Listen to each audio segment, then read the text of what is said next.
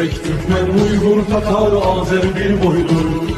Kara, Kalpak, Kırgız, Kazak bunlar bir soydur. Özbek, Türkmen, Премьер-министр Кыргызстана Мухаммедкалый Абылгазиев принял участие в церемонии награждения конкурса «Лучший экспортер-2018». В своем выступлении глава правительства особо отметил, что отечественные экспортеры, производя высококачественную конкурентоспособную продукцию, прославляют Кыргызстан далеко за его пределами. Экспорт – это в том числе и популяризация страны. По качеству экспортируемой продукции судят о государстве, поэтому на это необходимо обращать особое внимание. Своей работой вы вносите большой вклад в развитие отечественной экономики, продвигаете положительный имидж нашей страны, подчеркнул Мухаммедкалый Абылгазиев. Премьер-министр добавил, что из общего объема внешней торговли в 6 миллиардов 700 миллионов долларов США на долю экспорта приходится порядка 1 миллиарда 700 миллионов долларов США. Развитие экспортного потенциала является одним из главных приоритетов работы правительства. Так, разработана программа по развитию экспорта на 2019-2022 годы, согласно которой предусмотрена поддержка малых, средних и крупных предприятий. Кроме того, принято постановление правительства, согласно которому утвержден проект кредитования экспортно ориентированных предприятий на льготных условиях на сумму 1 миллиард сомов. При этом большое содействие в развитии экспортного потенциала оказывают такие финансовые институты, как Кыргызско-Российский фонд развития и ОАО «Гарантийный фонд», отметил Мухаммедкалый Абылгазиев. Премьер-министр рассказал о планах по созданию крупного экспортно-импортного банка на базе ОАО «РСК Банк» и проведению капитализации ОАО «Росинбанк» для того, чтобы ориентировать его работу на развитие ипотечного кредитования и поддержку экспорта. По сравнению с 2017 годом экспорт в стране увеличился на 5%. Это хороший показатель. Были сняты ветеринарные и фитосанитарные барьеры в рамках ЕАЭС. Вместе с тем я призываю вас активно пользоваться статусом ВСП+, который дает возможность ввозить определенный перечень продукции в страны Европейского Союза по нулевым тарифным ставкам, сказал Абылгазиев. Глава правительства подчеркнул, что в текущем году ставится задача по увеличению объема экспорта до 2 миллиардов долларов. В этих целях мы пересматриваем фискальную политику и намерены создать одинаковые условия для всех экспортеров, снизив количество проверок и оказывая всяческое содействие экспортерам. Кроме того, создана рабочая группа по разработке кодекса предпринимателя, в котором будут заложены механизмы по защите малого и среднего бизнеса, так как в структуре нашей экономики почти половину занимает сфера услуг, сказал он. Бізде дипломатиялық, экономика бойынша дипломатия деп аштық. Бүт елшілерге, шет мемлекетте жүргендерге, елшілердің барлығына міндет қойдық. Экспортқа шығып жатқан экспортерлердің продукциясын ошол жақта ошол мемлекетке жайылтуу боюнча дагы кызмат кыласыңар деп. Ошон үчүн эгерде маселе болуп, ошол барган мамлекетке бир проблема болсо, продукциялардан бир чече турган маселелер болсо, сөзсүз түрдө элчинин өзүнө барышыңар керек. Азыр биз штатты да бөлүп берип, ошол жерде ошол биздин чыккан продукцияны ошол жака жайытканга милдет алышты. Андан тышкары, бияка туристтер тартат, эми туризм боюнча да иштей турган болду. Аны дагы кошумча милдет кылып бердик.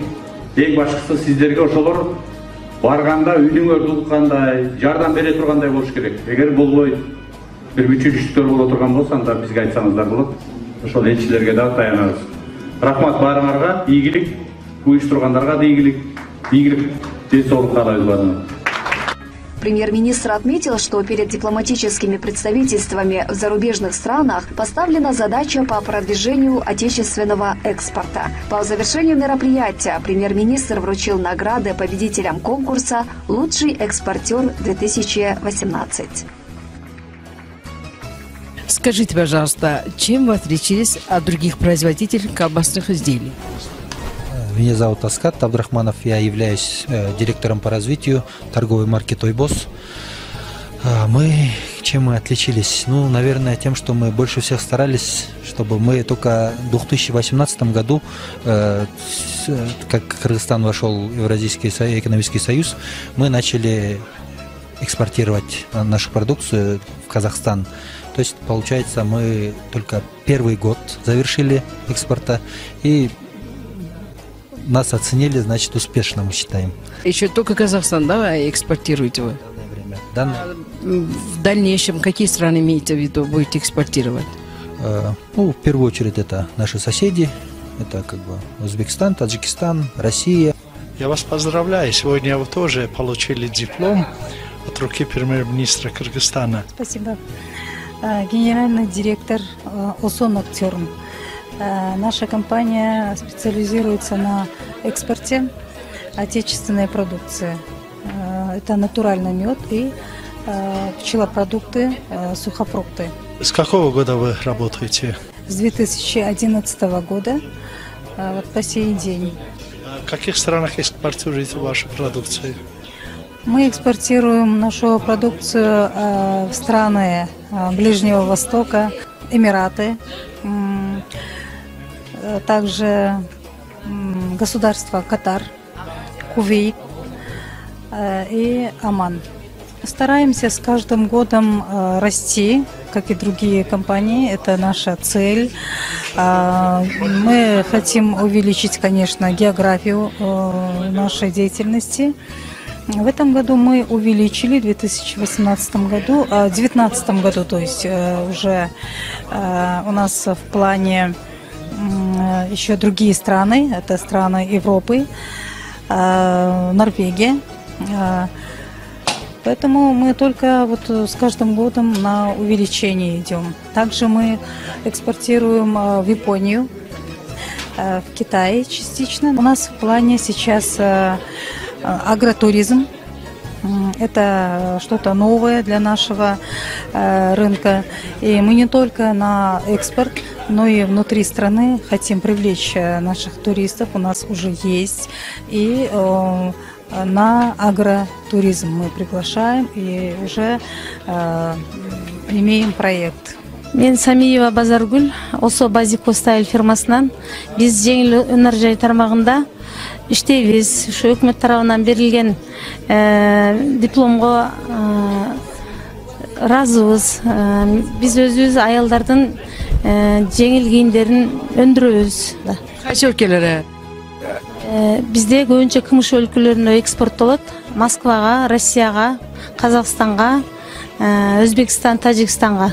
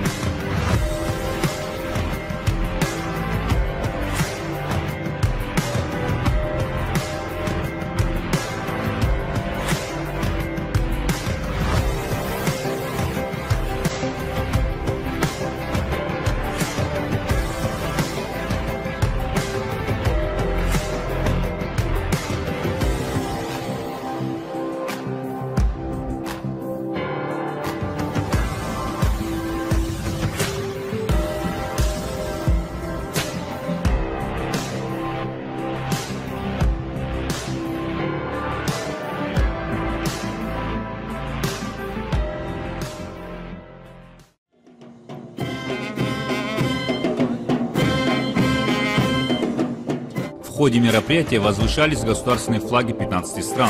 Представители различных этносов демонстрировали национальную одежду, свой пламенный привет духовной столице, а также свою культуру.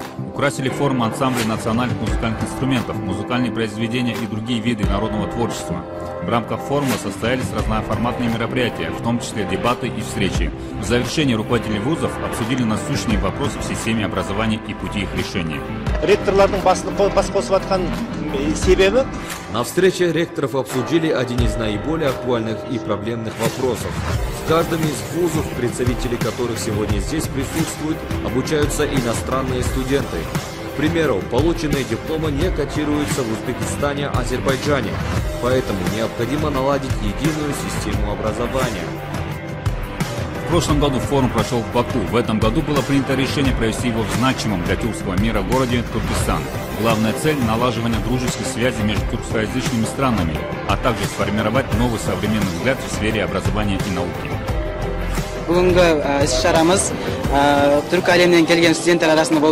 Мы приехали из Кыргызстана. Мероприятие направлено на формирование дружеских отношений между нашими странами. В настоящее время у нас в стране, в городе Ош, проходит фестиваль Тюрксой. В Туркестане проводится вот такой форум. Мы видим, что наши страны становятся ближе.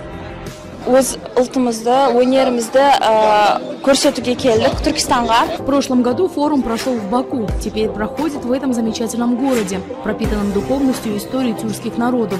Здесь познакомились с новыми людьми, узнали много нового. В этом уникальность данного мероприятия. В рамках форума гости познакомились с историей одного из древних городов Казахстана, посетили знаменитые достопримечательности и памятники архитектуры. Также здесь будут отсняты вайны и размещены в сети с хэштегом «Туркестан Турка Алимнан Орталыга». Лучшие отметят памятными подарками.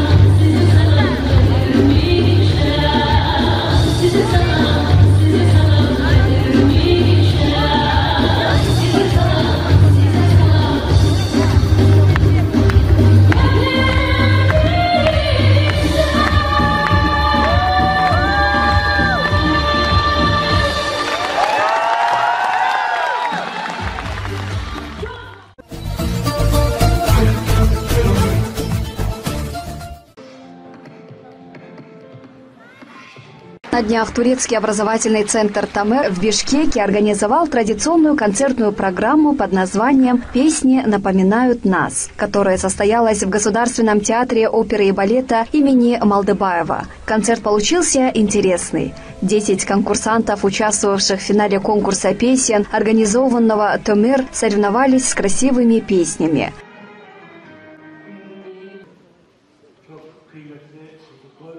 В своем вступительном слове на мероприятии советник по образованию посольства Турецкой Республики в Бишкеке Реджеп Сула поблагодарил организаторов и отметил, что кроме Бишкека турецкие образовательные курсы открыты и в регионах Кыргызстана. Заместитель посла Турецкой Республики Екта Камиль Ноян от имени посла поздравил всех участников мероприятия. «Я рад быть вместе с людьми одной и той же языковой семьи. У нас одни корни. Мы братья по крови», — сказал он. Директор образовательного центра «Тамер» Ахмед Гезюбол отметил, наша цель – укрепить узы дружбы, братства и связи с Кыргызстаном. Самое главное – строить мосты культуры наших народов.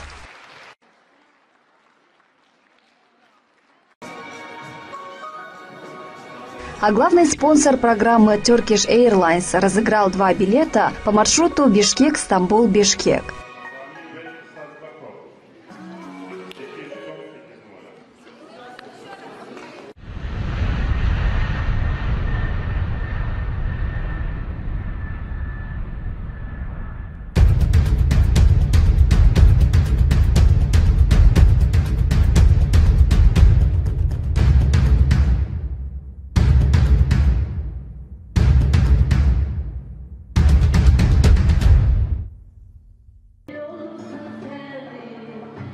После состоялось выступление конкурсантов и танцевальных номеров. В завершении определились победители, которые получили от «Тамер» различные подарки.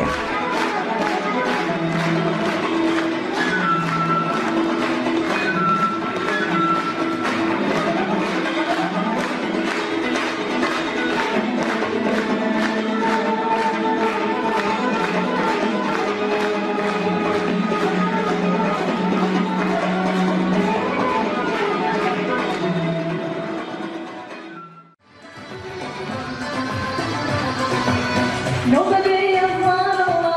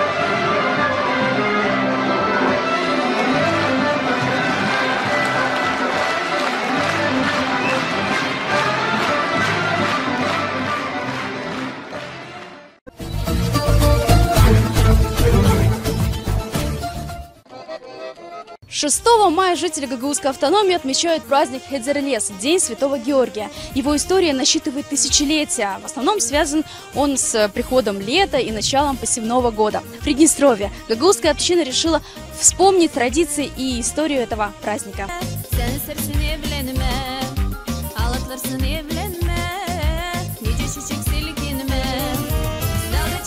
Гагаузы встречают своих гостей очень радушно, тепло. Встречают они с таким специальным полотенцем кулач пешкири, что в переводе означает специальное полотенце для калача. А еще у нас есть вот такой специальный сосуд для вина, называется чотра. Тем самым они показывают свое гостеприимство.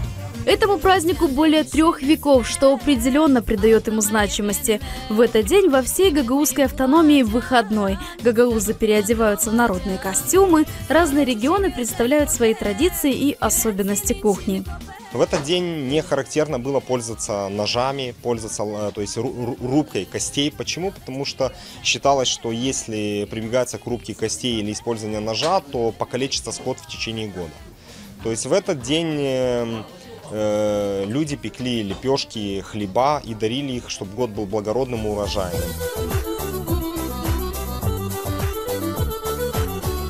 Особенность этого праздника в приготовлении каурмы – традиционного блюда в виде жареной баранины со специями. Кстати, приправы, которые используются в блюде, собираются непосредственно на полях или вблизи домов. Зимой они сушатся, после чего их добавляют в различные блюда. Гагаузская диаспора в Приднестровье образовалась совсем недавно. Главной задачей считают почитание традиций и истории гагаузского народа. Многие из членов общины давно проживают на территории Приднестровья, и дабы всевозможные гагаузские праздники не канули в лету, было решено создать диаспору на республиканском уровне. Показать своим детям, подрастающему поколению, что нас не так уж много, нашей национальности, мы все же являемся национальным меньшинством на сегодняшний день, возобновить в их жизни эти же традиции, чтобы, допустим, после нашего ухода, чтобы они также чтили, также собирались.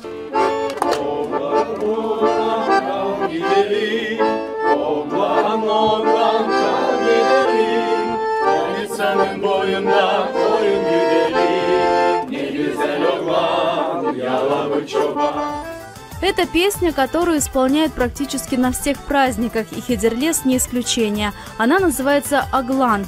В ней рассказывается, как благородный пастух любит своих животных и о доме, в котором живет он. Гагаузы считают Аглан вторым гимном. Я на таких мероприятиях практически не была. Но мне очень нравятся вот эти традиции, и вот это, то, что настолько они дружны, настолько они вот все вместе. И вот это вот их эмоциональность, и веселые, все это, мне импонирует это, если честно. Потому что белорусы народ более такой, не такой веселый, в том плане, что немножечко расчетный, немножечко спокойный, немножечко холодный. Вот. Нет вот этого вот зажигающего такого огня, как у южных народов.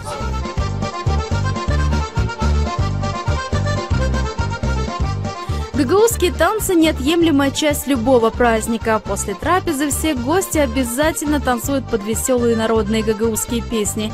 Еще в этот день мужская половина участвует во всевозможных состязаниях, где проявляют свою силу и ловкость. Участнику, занявшему первое место, дарят живого барана либо петуха. Для многих такой народ, как гагаузы, нечто загадочное и непонятное. Не говоря уже о том, что их язык, носителями которого являются 150 тысяч человек, может иметь какой-нибудь иной статус, кроме редкого. Гагаузы проживают на территории Молдовы и Украины, а также небольшими компактными группами ряда государств Средней Азии. В мире почти 500 000 гагаузов, в Севастополе всего 80 человек. Общество наше молодое, скажем, очень трудолюбивое, музыкальное. В основном все занимаются своей работой, бытом. Она очень маленькая у нас, кстати, можно сказать, потому что насчитывает порядка 10 человек, которые мы образовали. К сожалению, население Гагаузии очень не так распространенно.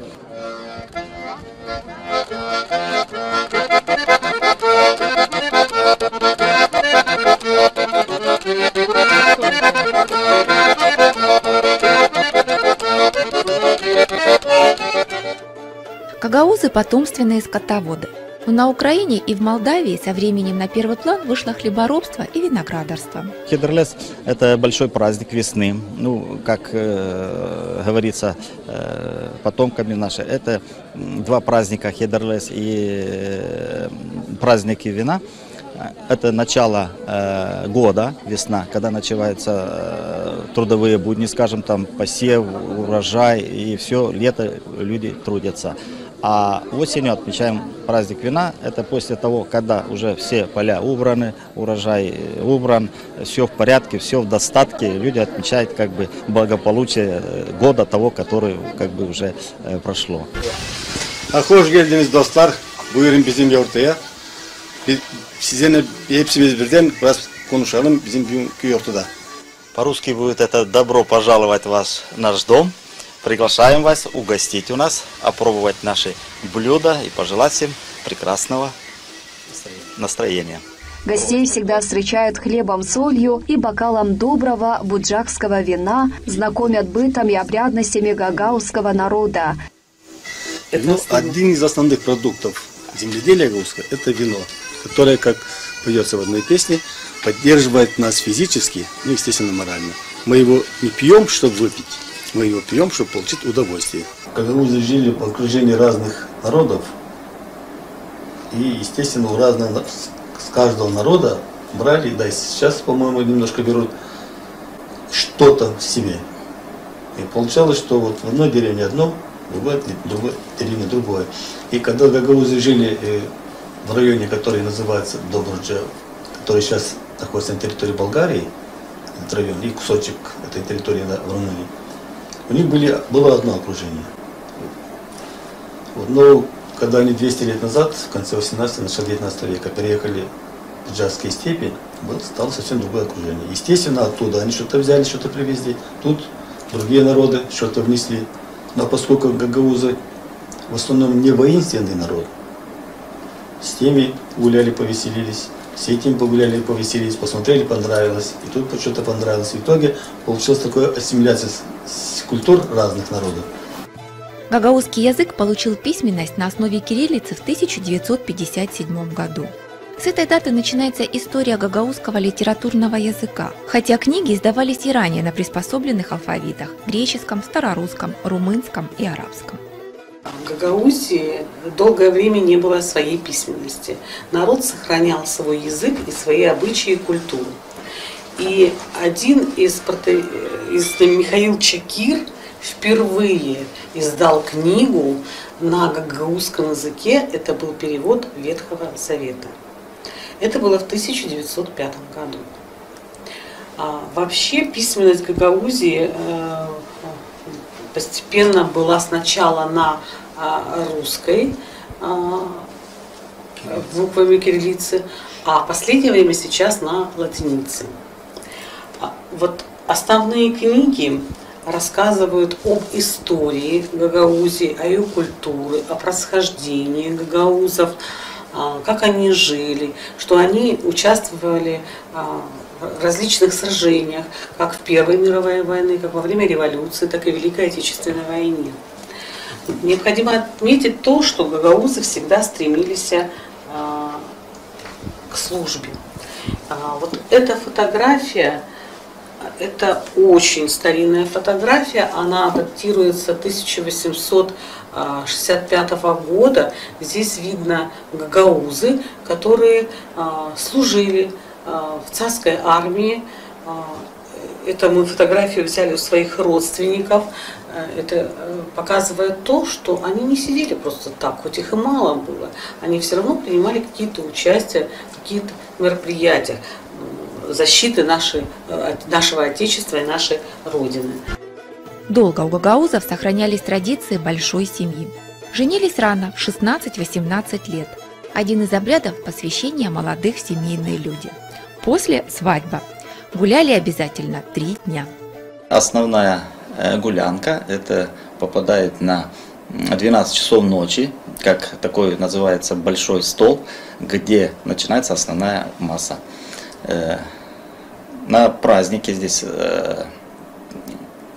большие подарки дарят, понятно, приглашенные, непосредственно именные, кто, в основном овец. Одной из особенностей можно назвать приглашение в гости на большие торжества, типа свадеб или больших дней рождения и так далее. Ведь эти приглашения у нас делаются не просто как открытка или, извините, телефонный звонок, приходи в гости, будешь и так далее. Все ходит представитель приглашающей стороны, ходит по деревне или по тем людям, которые приглашают, обязательно ходит с вином. И приглашаемая сторона обязательно должна глотнуть глоток вина с емкости, с которым он ходит. Очень большие праздники – это свадьбы семейные, и имеется у каждой семьи имеется свой персональный праздник. Праздник называется курбан. Это слово перекликается с курбаном, который у мусульман звучит примерно так же само, но у мусульман курбан – это общенациональный праздник, а у нас курбан – это семейный праздник, праздник семьи. На свадьбах, когда семья только-только образовывается, крестные родители встают и принародно сообщают им, что вот им на такой-то день дарится барашек, каждый год притом, этот курбанный барашек. Барашек это должен быть молодой, не больше года, именно должен быть барашек, не должна быть овца. И в этот день семья режет этого барашка и готовит, можно сказать, плов. Это не совсем плов, это блюдо из риса, и полностью весь барашек в этом рисе. Говорят, гагаузы без туршу никогда не заходят в зиму. Это перцы для пасты, без которой народ не представляет свою национальную кухню. Гагаузское блюдо – это жидкое блюдо, называется суана-манджи. Это блюдо приготовлено из лука. Готовится она, добавляется туда мясо или баранина, или курица. В данный момент мы приготовили суана-манджи из курицы. Это манджи, оно жидкое, оно перченое, потому что гагаузы очень любят перченые блюда, поэтому кушать его нужно обязательно с хлебом. Ближе ко вторым блюдам это у нас сарма, приготовлена из листьев винограда с мясом и с рисом. Основное блюдо это брынза, которая делается из молока дойных барашек, который очень широко и хорошо идет вместе с употреблением с вином. Из сладких блюд, из пресного теста мы приготовили из пресного теста это пирог, который мы сделали из творога, а еще делается он еще из брынзы. И называется он пиде. И кабаклы. Кабаклы это дрожжевое тесто, сделано из тыквы. Сладкое блюдо такое, очень вкусное, очень его любят, причем когда мы его готовим, его съедают в первую очередь. В наше время традиционная культура гагаузов еще сохраняет свои этнические особенности, что и отличает их самобытность. А проявляется это в обрядах, традициях и одежде. Женщины вышивали сами. И все, что было сделано их руками, то, что они вышивали, это все было в обиходе. То есть вышивали скатерти, клали на стол, вышивали покрывало на кровати. Вот как вот здесь мы видим, это застилали кровать таким покрывалом с вышивкой. Это очень оригинально и красиво смотрелось со стороны. Кроме того, вышивали рушники, вышивали наволочки на подушки, украшали кровати. И в быту очень славилась тем, что кроме этого ткали ковры, дорожки половые сами, причем готовили приданое для девочки и родителей, для своей дочки. И если вот зайти посмотреть в доме, то на кровати всегда лежало приданое, это много-много ковров, и сверху были покрыты обязательно покрывала, которые вышиты были своими руками. Это говорилось о достатке данной семьи, и когда девочку отдавали уже замуж, то есть показывали жениху, что у нее, в общем-то, есть все. Сейчас костюмы, именно национальные костюмы именно художественных коллективов, это костюмы более современные, это такой костюм, как на мне. То есть это или платье, или юбка с кофтой, которая бы с орнаментом, и обязательно должна быть жилеточка. Жилеточки одеваются для того, чтобы показать, насколько будет женщина красива, насколько она эмоциональна. И обязательно у данной женщины, так же как и в костюмах более старшего возраста, имеются фартуки. Но они уже вышиты с вышивками, с орнаментом. И также один из элементов остается это манисты, бусы, которые также показывают то, что женщина более богатая, состоит в более богатой семье, имеет более большие достижения в своей жизни.